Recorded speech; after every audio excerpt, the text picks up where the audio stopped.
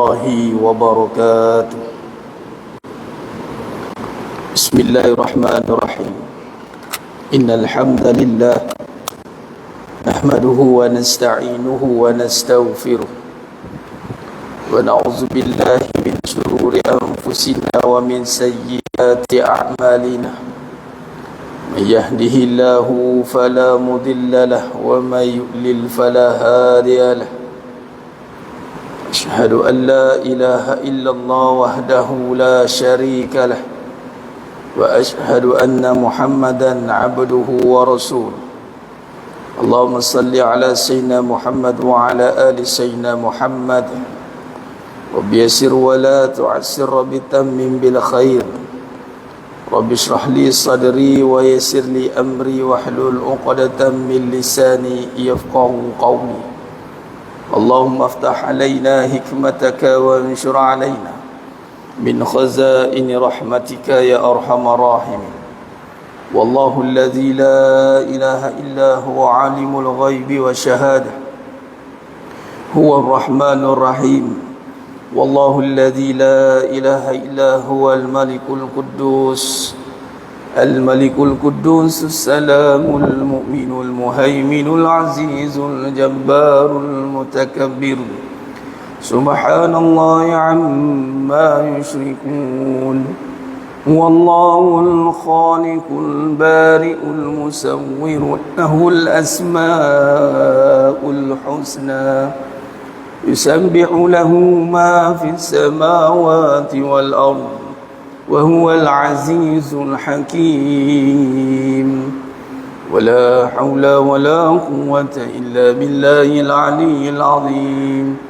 ولا منجا من الله إلا إليه. أما بعد. أيها المؤمنون اتقوا الله أوصيكم وإياي بتقوى الله فقد فاز المتقون. Sedang jemaah yang dimuliakan Allah Subhanahu wa taala, mudah-mudahan kita semua tergolong dalam golongan hamba-hambanya yang benar-benar bersyukur. Amin ya rabbal alamin. Alhamdulillah, syukur pada Allah Subhanahu wa taala pada malam yang penuh barakah ni. Allah pilih kita lagi sekali untuk berada dalam suasana ketaatan. Allah pilih kita untuk duduk dalam raudhah min riyadil jannah, yakni taman-taman syurga. Mudah-mudahan Allah SWT pilih kita juga sebagaimana yang kita faham daripada hadis Nabi sallallahu alaihi wasallam, mafhum hadis, nak masuk syurga itu hanya dengan rahmat Allah. Yakni bukan hanya sendiri dengan amalan kita. Amalan yang kita lakukan itu apabila diterima oleh Allah SWT, lalu Allah rahmati kita, lalu dengan rahmat itulah masuk kita dalam syurga. Begitulah kita datang ke majlis ilmu, majlis zikrullah, yang mana Nabi nisbahkan majlis zikrullah ini adalah raudhah min riyadil jannah, taman-taman syurga. Bermaksud kita dah ada dalam dah. Taman syurga itu berada di dalam. Kalau laman syurga itu di luar, laman di taman. Dan bila sebut taman syurga, di mana ukurannya? Itulah di Masjidin Nabawi. Antara maqam Nabi dan mihrabnya antara jadi tumpuan seluruh dunia. Nak masuk ke raudhah di sana, yang perlu kan sekarang ni kena ada tasrih, kena ada keizinan. Kalau siapa guna visa turis visa turis setahun sekali dia masuk. Visa turis ni dia expiry date panjang kan, tak macam visa umrah. Walaupun boleh pergi banyak kali dalam setahun tu, tapi masuk raudhah sekali. Jadi kalau dah tahun ni nak masuk, jumpa tahun depan. Macam itu punyalah restriknya sekarang. Nak menunjukkan bahawasanya gambaran hikmah kita nampak syurga ini adalah pilihan Allah. Jadi kalau kita boleh nisbahkan majlis ilmu dengan taman syurga dan ibarat datang ke syurga, memang sahih pun kata Nabi SAW, bila keluar daripada rumah, kalau niat nak menuntut ilmu, tahu malam ni ada kuliah, kaki melangkah itu Allah mudahkan jalan ke syurga. Satu-satunya amalan yang Nabi kata jelas menterjemahkan nak mudah masuk syurga. Kita ni tak tahu amalan kita yang mana satu masuk syurga je masuk. Tak ada siapa boleh mendabik dada dengan amalan dia masuk syurga, tak boleh. Tetapi satu-satunya amalan yang Nabi kata kalau kita buat amalan ini, dipermudahkan masuk ke syurga. Itulah datang majlis ilmu. Jadi jemaah sekalian, kalau kita boleh rutinkan setiap malam, kita dah niat sungguh-sungguh, maka mudah-mudahan ia petanda sebagai isyarat kita sambil tu berharap, ya Allah, pilihlah aku ya Allah masuk syurga, sebagaimana kau mudahkan aku datang majlis ilmu ni, duduk dalam masjid itikaf, kau mudahkanlah aku untuk masuk ke syurga tanpa perlu hisap, tak perlu ditanya dari mana, tasrih mana, kita nak masuk syurga tanpa hisap. Sekalian, doa lah sementara tengah hidup ni, Allah bagi peluang ni, doa makbul, doa minta syurga tanpa hisap. Jemaah yang muliakan Allah Taala, mengambil peluang malam ni, insya-Allah kita nak sentuh satu tajuk ni. Tajuk ni panjang, cuma kita ringkaskan perbahasan kita insya-Allah. Iaitu membincangkan tentang bahaya dunia. Bahaya dunia dan cara untuk mengatasi. Mengambil daripada surah At-Taha ayat 131. Taha 131. Allah SWT berfirman, wala tamuddanna 'ainaika ila ma mata'na bih. Yakni Allah berfirman yang bermaksud, dan janganlah engkau menujukkan pandangan kedua matamu dengan keinginan kepada apa yang telah kami berikan kepada mereka, azwajam minhum zahratal hayatid dunya, yakni golongan dari mereka kami berikan kepada beberapa golongan dari mereka yang kafir itu menikmatinya, yang merupakan keindahan kehidupan dunia ini. Akhir zaman ni mas sekalian, kita bahasa mudah begini, kita datang solat juga, tapi kadang Allah uji tengok orang yang Allah beri hidup dia, nampak seronok, menjadi anak, menjadi semua menjadi. Nak pula yang dalam ayat ni Allah kata orang kafir, tengok hidup dunia seronok tu Allah kata jangan. Kita datang masjid dengan tengok orang yang waktu begini dia boleh pergi mana-mana dia nak, dia tak terikat dengan masjid, dia tak terikat dengan apa-apa hal, duit ada, apa ada, semua ada, dia nak pergi mana-mana easy, mudah, seronok, kereta mewah. Air zaman lagi banyak pendekatan-pendekatan yang membawa pada keseronokan dunia dengan alasan kalau Islam kita mengislamisasikan dia. Kalau bahasa mudah kita sunatkan dia lah. Dunia ni kita untuk agama ustaz. Tapi lifestyle yang seronok dunia ini ada larangan dalam Quran, terkhusus pada orang kafir.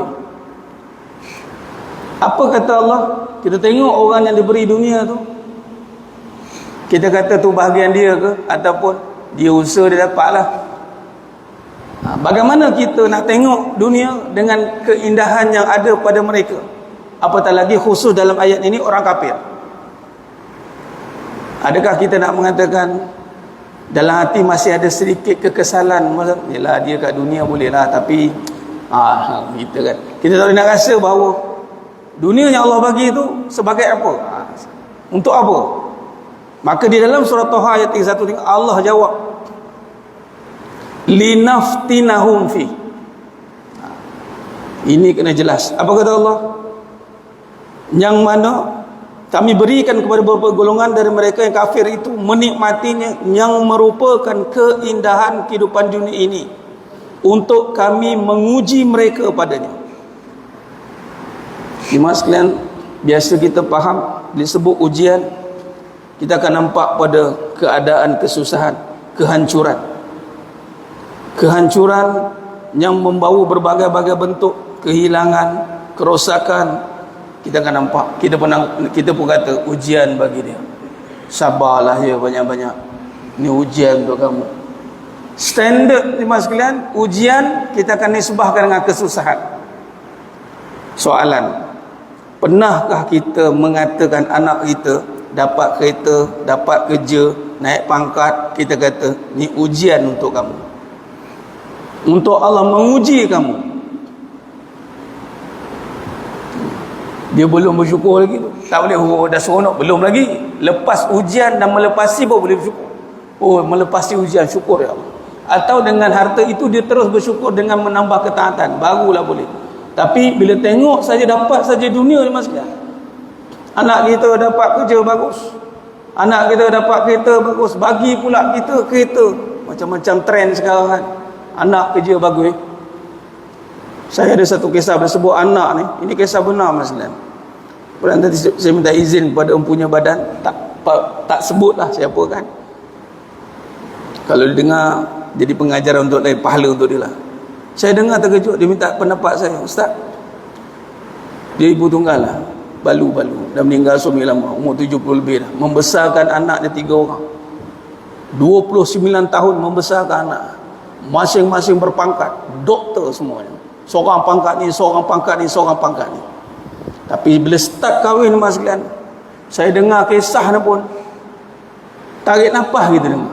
Mak nak datang ni, mak boleh drive ni, nak pergi rumah dia, dah bagi tahu dah mak nak datang. Tiba anak lelaki ni, tiga-tiga ni anak lelaki ni, mak, tak mak, kita orang nak keluar. Mak dah on the way ni. Tak apalah mak, kita orang nak keluar, ada urusan lah. Padahal dah bagi tahu mak nak datang. Dalam suara telefon tu dengar suara isteri dia, tak apalah bang, tak apalah, biarlah mak tu. Yang mak membesarkan anak, sedih menangis. Saya kata Ajah, tak payahlah nak tangisi pasal anak tu, Ajah dah buat yang terbaik. Dia nak balas, itu dia punya pasal. Ajah jangan harapkan balasan dia, biarkan. Tapi ustaz macam mana, tak ada tapi-tapi dah. Hajah dah buat yang terbaik. Ialah 29 tahun suami meninggal, membesarkan anak-anak dia sampai semua doktorat, pangkat besar-besar. Tapi ya Rab, senang-senang semua. Tapi nak bagi masa mak datang, ya Allah, saya cakap apa, alhamdulillah ustaz, saya di rumah sendiri. Saya kata kalau saya numpang dengan anak, saya tak tahulah saya kat mana sekarang.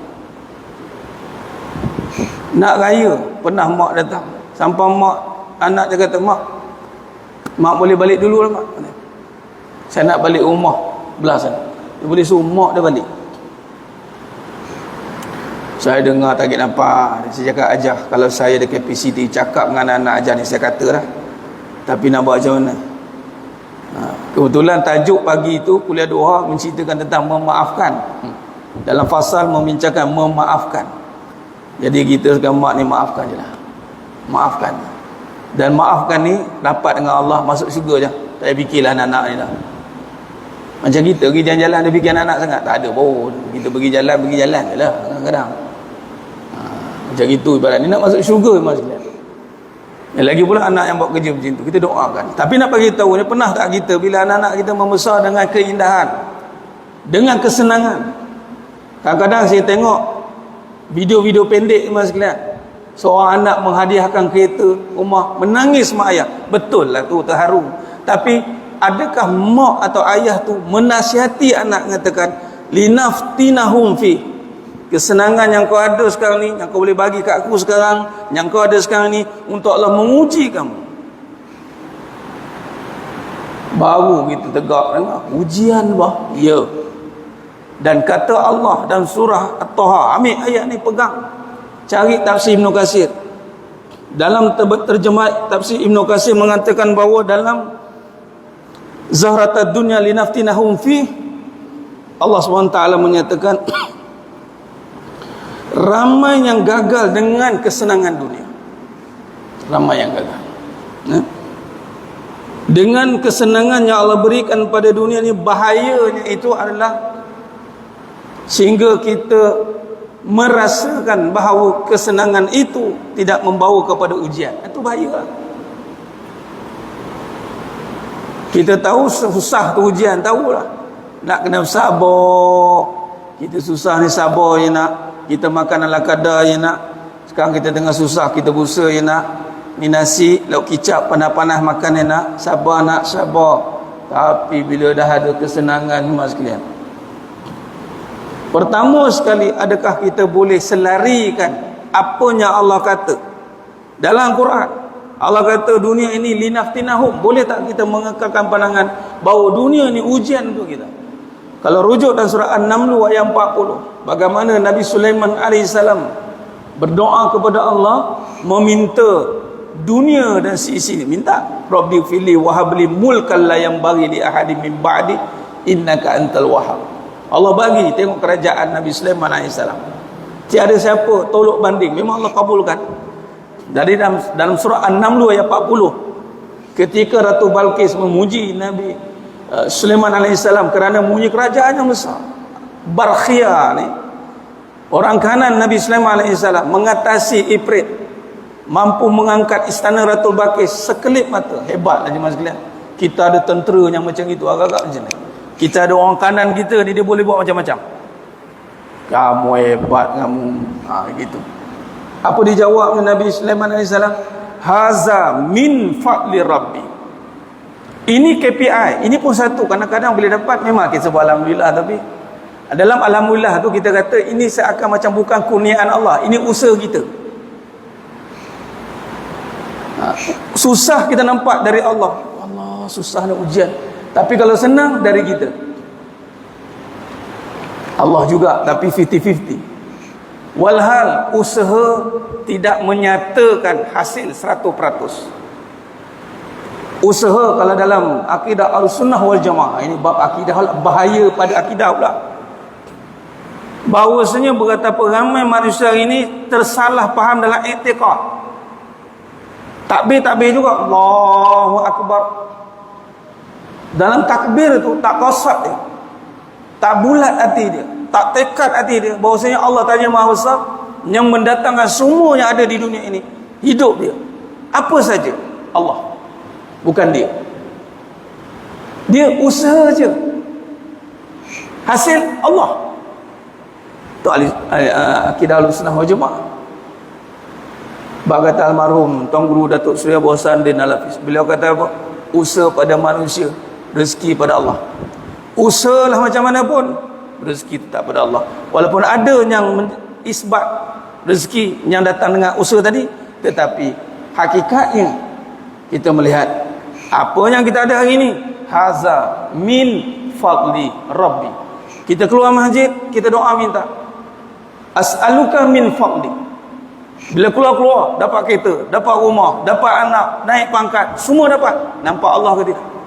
Kalau nampak Allah, masjid penuh. Sebab semuanya ada Allah bagi. Dan Nabi Sulaiman AS menjawab apa? Setelah menjawab haza min fadli Rabbi linabluwani, untuk menguji aku, ashkur, bersyukur, au akfur, atau kufur. Tapi hari ini orang nampak kesenangan dunia sebagai satu keseronokan. Ya, itu ujian. Seronok, ialah kita ni dah tak ada apalah, ini je lah yang ada. Walhal Allah terjemahkan pula, kita boleh solat datang masjid, boleh ada 7 surah yang berulang-ulang. Wa rizqu rabbaka khairun wa abqa. Hujung ayat Toha 131 ini Allah jawab, Allah tutup dengan wa rizqu rabbaka, wa rizqu rabbika khairun wa abqa. Rabbika khairun wa abqa. Ya, ini apa maksud? Sedang limpah kurnia Tuhanmu di akhirat lebih baik dan lebih kekal. Dalam tafsir Ibnu Katsir, wa rizqu rabbika khairun wa abqa, merujuk kepada dijawab dalam surah Al-Hijr ayat 86 87. Apa dia jemaah sekalian? Surah yang dibaca berulang-ulang kali, 7 ayat. Surah apa mas? 7 ayat ini baca berulang-ulang kali. Al-Fatihah dan Al-Quran. Tapi siapa yang boleh rasa dia boleh baca Fatihah, dia boleh solat, itu satu kurniaan yang besar. Atau kita telah ditutup dengan dunia yang menipu daya. Sila lagi pula minta maaf. Buat apa sekarang? Datang masjid je lah. Ni je lah yang ada. Nak buat apa lagi? Yang kamu boleh lah, kamu menguruskan bisnes juta-juta, bilion-bilion. Aku solat 5 waktu lah boleh. Al-Fatihah je lah. Kadang tu jangan main-main maslan. Bila sebut Al-Fatihah ni, ini boleh rujuk tafsir Ibnu Katsir. Surah Toha 131, rujuk tafsir Mukatsir. Jemaah sekalian akan jumpa perbahasan warizku rabbika khair wa abqa, itu Al-Fatihah. Al-Fatihah turun kepada kita jemaah sekalian. Dan Nabi SAW ada 2 surah yang turun pintu langit terbuka. Tak pernah lagi turun pintu langit terbuka. Satu Al-Fatihah, kedua 2 akhir ayat surah Baqarah.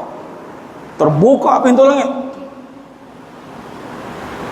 Dan Al-Fatihah dijadikan rukun dalam solat. Betul lah kita solat ni mi'raj kepada Allah. Terbuka pintu langit masalah. Kita tadi Isra' daripada rumah lah. Isra' diperjalankan. Tak semua orang boleh jalan atas masjid.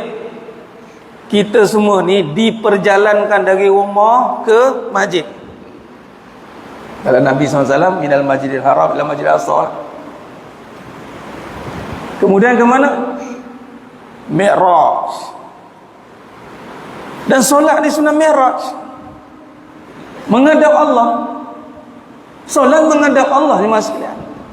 Dengan Al-Fatihah apatah lagi, memang bercakap dengan Allah.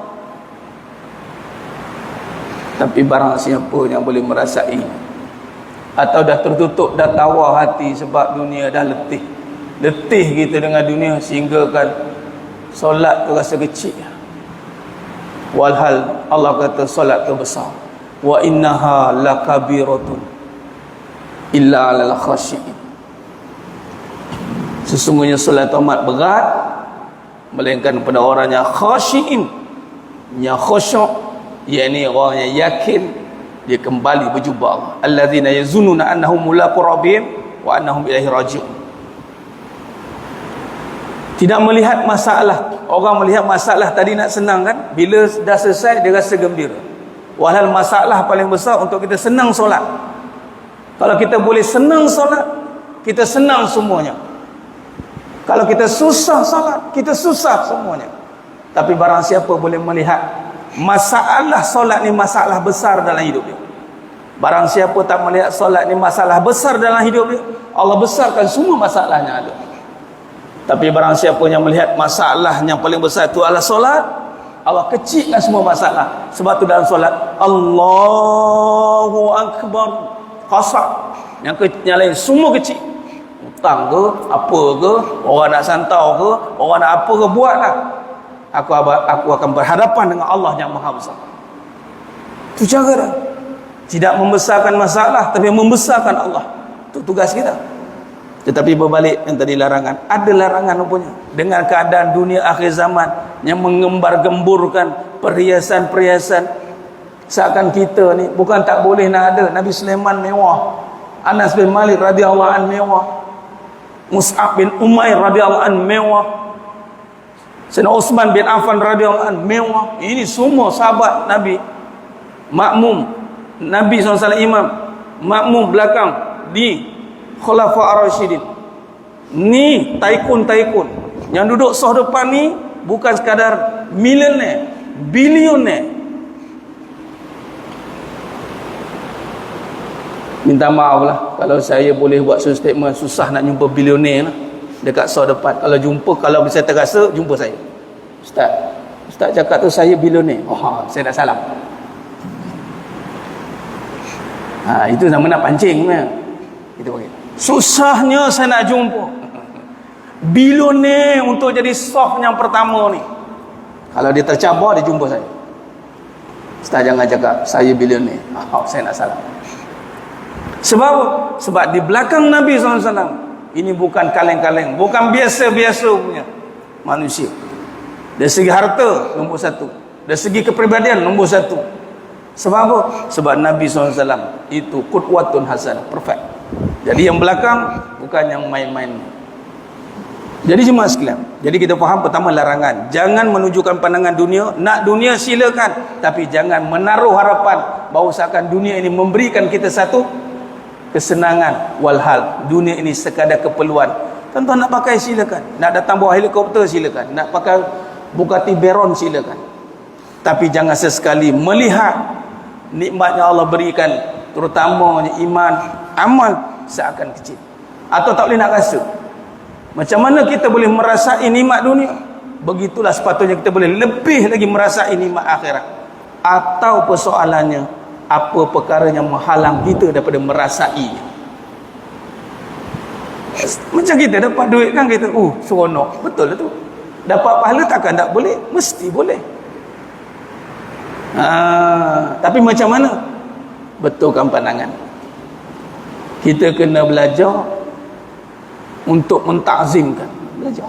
Bila dah ada dalil ni mengatakan, tengok dunia, jangan tujukan pandangan pada kesenangan untuk ujian. Yang kedua, pastikan, ini saya terus kepada cara mengatasi. Tengok kesenangan dunia, ujian. Khalas. Susah ujian, senang ujian. Malah yang lebih berat, ujian senang. Sabar ketika susah. Ya Allah, beratnya susah. Betul, tidak nafikan. Tapi lebih susah nak sabar dengan nikmat Allah. Ya, ini nak taat. Sabar dengan ujian, sabar dengan ketaatan. Ya, bila dah ada duit mas sekalian, takkan nak terikat. Dah ada duit, takkan nak terikat. I can go anywhere. Takkan nak terikat dengan 5 waktu pula. Ini tak boleh, aku tak boleh lah, nak kena cek masjid. Minta maaf cakap, kadang boom pergi sana, boom pergi tengok kan, suka cuti. Baguslah berjalan. Surah Al-Hajj ayat 46, Allah suruh pergilah berjalan atas muka bumi, melihat tanda-tanda kebesaran Allah. Allah suruh. Tapi jemaah sekalian, orang yang hatinya dah terpaut dengan kebesaran Allah, pergilah tempat yang indah macam mana pun, kalau tak ada pada itu dekat dengan masjid, dia akan tawar hati.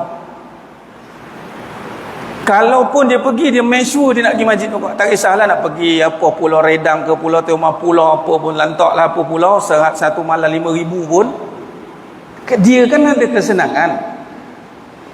Dia ambil helikopter, pergilah masjid, tak ada masalah. Kenapa nak terperangkap dekat pulau tu? Tak apa, kita jemaah lah kat sini, musafir kata. Tu alasan nama. Lepas tu kita dah ada duit. Bila ada duit ni lagi senang masalah. Selain bulan tuan-tuan boleh pergi balik setiap minggu, pergi solat Jumaat dekat Masjidil Haram. Umrah fast track. Pergi Jumaat, umrah balik, ziarah Nabi kejap langsung balik. Ada duit. Ustaz, ada duit, kita tolonglah orang susah. Orang susah kita tolonglah. Katalah kita ada 100 juta. Kita bagi 2, kita lebihkan untuk masalah umat. 60 juta kita bagi masalah umat. 40 juta kita guna untuk ibadat, untuk diri. Tuan-tuan ulah alik Makkah. Ulah alik Makkah. 60 juta dah guna dah untuk bantu, tak ada masalah. Pergi tengok masjid ni, jumpa imam. Apa lagi nak diperlukan kat masjid? Kita ni payah ni nak dapat dana, nak konsisten, nak maintenance, sustainability. Kalau kurang kita kena 20,000. Saya back-in 1 juta. 1 juta ni minus jadi fixed deposit. Nanti uruskan bulan-bulan dapat pakai untuk masjid. Itu. Tengok masjid. Dia take care dengan masjid. Kita kadang-kadang macam contoh kita rumah mak kita ni, anak lah pula. Seorang anak yang benar-benar anak lah. Tapi tak, kalau cakap macam ni kadang-kadang dia rasa macam mana? Bahasa mungkin ni, dia tak boleh senang selagi mak dia tak senang. Sepatutnya anak macam mana lah, rumah dia hebat, rumah mak dia biasa je, macam tak senang hati dia. Tak senang hati dia. Jadi kau boleh dia, apa yang dia pakai, dia nak mak dia pakai. Kalau dia tidur tilam bono ke apa, mak dia tilam bono. Macam itu. Kalau tak boleh, kita standard level. Kalau boleh lah. Begitu juga masjid. Kalau rumah kapit tenggelam, masjid kapit tenggelam. Itu cara dia. Kapit ni masjid kena zuhud Ustaz. Betul rumah. Itu cara. Rumah tenggelam, masjid kita kena zuhud. Zuhud ni tidak terkesan dengan dunia. Ada dunia tapi tidak terpengaruh dengan keindahan dia. Macam tadi, ada dunia kita pergunakan dia. Ada kemudahan kita ambil kemudahan untuk memudahkan perjalanan kita. Jadi ini yang pertama. Imam Hasan Al-Basri rahimahullah ta'ala alaih mengatakan bahawa bahaya dunia ini dia akan membawa pada cinta. Ini bahaya yang kedua. Bahaya utama tu kita salah faham. Kita tak faham dunia ni ujian, kita anggap benda tu biasa. Walau di ujian, dan Allah kata ramai yang gagal. Yang kedua, kata Imam Hasan Al-Basri rahimahullah ta'ala alaih mengatakan hubbud dunya ra's, kepala, kulli khati'ah, cinta kepada dunia kepala bagi segala kejahatan. Macam mana boleh cinta dunia kepala bagi segala kejahatan? Baik, bila kita cinta pada dunia, kita mula melihat dunia itu besar. Itulah. Dia cinta pada akhirat, kita membesarkan akhirat. Dia tak ada dua cinta serentak. Ini baru betul perbahasan, tak ada dua cinta. Kita hanya cinta akhirat tapi tidak mencintai dunia. Ataupun bahasa mudah, kalau ikut perbahasan, membenci dunia. Macam mana nak benci dunia? Bukan buang dunia. Benci bermaksud kita tahu sifat dia boleh merosakkan kita. Ibarat racun kan, kita ni peladang tanam musangking. Saya pernah jumpa ni jemaah ni di satu tempat, dia ada ladang musangking. Allah, pokok musangking 2000 pokok.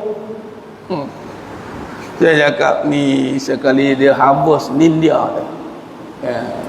Racun ni berguna untuk kebun, tapi dia benci kepada racun tu. Sebab apa? Nanti akan jadi berbahaya. Tu masuk benci tu. Dah? Oh, isyak dah. Isyak dah. Azan dah. Seminit. Ya, okey. Kita bagi laluan Azan.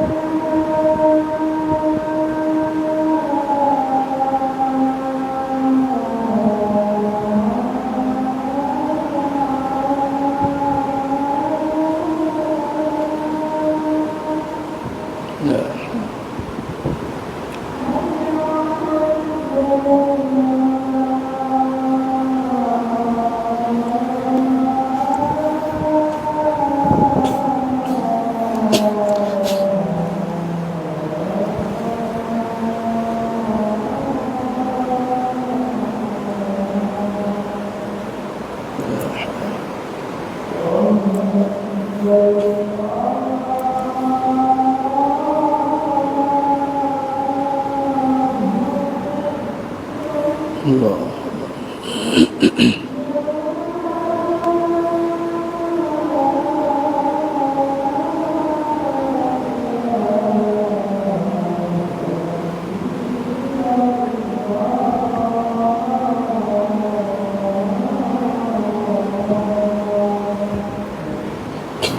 لا إله إلا الله اللهم رب هذه والصلاة القائمة آتِ سيدنا محمد الوسيلة وبعث مقام محمود إنك لا تخلف الميعاد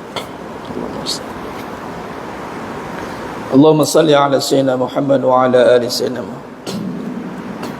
Sedang jemaah yang muliakan Allah SWT, kita sambung sikit, kemudian kita buat kesimpulan. Kata Imam Hasan Al-Basri rahimahullah ta'ala alaih, kan tadi kata-kata beliau, hubbud dunya ra'su kulli khati'ah, cinta dunia. Dunia ni dia membawa kepada suka, lama-lama suka jatuh cinta, dari mata turun ke hati. Akhirat tak nampak je masalah, itu bahaya kan. Pahala tak nampak, harta nampak. Lama-lama bila tak nampak dan nak tengok pula, bukan dengan mata kepala, nak latih mata hati, kena bersihkan hati. Dibiar adalah selain tu tak nampak pahala, dan so dibiarkan dia. Bila dibiar, tak apalah. Harta dia tentu dominan kita. Lama-lama kita duk suka dia. Bila suka kita cinta, bila cinta kita utamakan dia. Ni yang bahaya. Bila dunia jadi keutamaan, habis. SOP dah salah. Bila SOP salah, maka berlakulah kehancuran. Itu yang kedua, dunia tidak akan buat kita rasa hina. Itu bahaya. Contoh, walhal si kita ni bersifat hina ini tasawuf. Di sisi Allah apatah lagi, kalau lebih mahal dunia dengan pahala, mahal lagi pahala. Tengok, makin banyak pahala, patutnya orang yang benar-benar makin banyak pahala. Bila Allah pilih dia untuk dapat pahala, kesan pada hati dia jadi hamba yang tawaduk, khuduk dan tawaduk. Dia akan jadi orang yang hauna. Tengok, pahala lebih mahal pada harta, tapi banyak pahala dia menunduk dia. Tapi banyak harta tanpa pahala, berbangga dia. Jadi sombong dah. Kalau dia dapat satu perkara, kereta yang mewah, minta maaf cakap, kalau siapa yang pakai, hati-hati. Bagi tahu saya, mana kereta mewah yang pakai rasa hina. Sila hari bulan, kalau parking sebelah kereta yang tak berapa tu, rasa kecil di kita besar. Tu meremehkan, tu bahaya tu. Saya bercakap, saya pakai, bukan kereta lah, motor. Allah bagi saya. Kalau bawa motor memang sekalian, motor tu boleh besar. Bahayanya, dia tengok motor yang kecil, motor dia besar. Benda ni makan dalam hati. Kalau tak pegang, tak tahu, tak cakap. Nak tahu, pegang dulu. Tengok macam mana handle. Kadang-kadang orang tak nak sebab dia tak mampu mungkin. Dia tak nak, tak payahlah. Tapi kalau ada, boleh juga. Boleh juga. Ini bukan soal boleh juga. Nak pegang pakai, tak masalah. Tapi bila ada, jangan pernah rasa mulia. Biasa kan kita kata jangan pernah rasa mulia dengan amal. Sama, jangan pernah rasa mulia dengan dunia.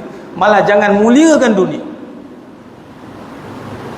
Tapi hari ni hina manusia melarat. Macam itulah perkataan dia. Biar apa-apa asal bergaya. Orang kalau tak ada duit cakap abuk pun tak ada. Bila ada duit, dia nipu pun jadi. Pakai contoh kan. Nampak? Mana yang bahaya? Masuk kata duit dunia mewah macam mana, keperluan saja. Kemewahan dunia sepatutnya bukan untuk perhiasan.